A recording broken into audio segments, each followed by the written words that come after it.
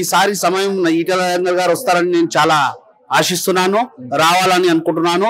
చాలా మంచి మనిషి, మంచి పని చేస్తానికి రెడీ అవుతున్నాడు. ఆయన కూడా మేము ఒకసారి కలిసి ఉండే బాగా మంచిగా అనిపిస్తుంది. వాళ్ళ పని మాత్రం బాగా అనిపిస్తుంది మాకు. అంటే కలిసినప్పుడు ఎట్లుంటారు, వ్యక్తిగతంగా ఎట్లుంటారు, మంచిగా మాట్లాడతారా లేకుంటే ఏమన్నా నాయకుడు అన్నట్టు ఏమన్నా చూపిస్తారు? లేదు, అంత ఏం ఈగో ప్రాబ్లం లేదు, అంత ఏం లేదు ప్రాబ్లం. చాలా సాఫ్ట్ గా, నేచర్ చాలా సాఫ్ట్ మనిషి, చాలా మంచి మాట్లాడతాడు ఆయన. చాలా బాగా రిసీవ్ చేసుకుంటారు. కామన్ పీపుల్ కి కూడా ఏదైనా ప్రాబ్లం గిట్ట ఉంటే మనం చెప్పుకోవచ్చు, ఆయనతో పని చేయించుకోవచ్చు అని అనుకుంటున్నాను నేను.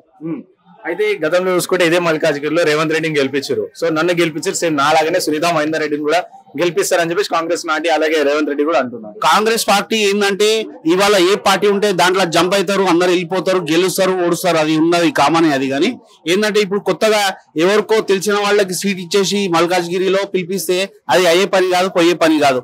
అనుభవం గల మనిషి కావాలి.